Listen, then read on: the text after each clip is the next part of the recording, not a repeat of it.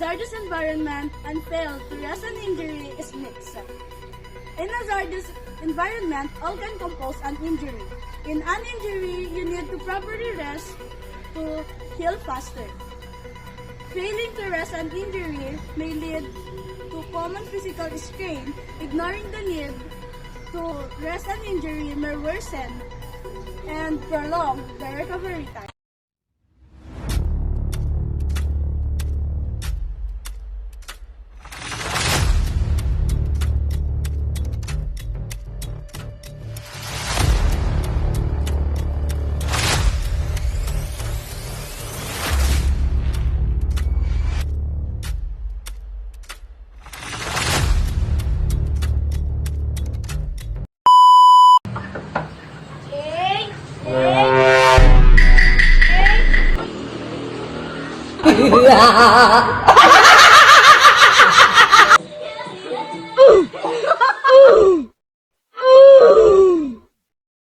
Guys, tingnan.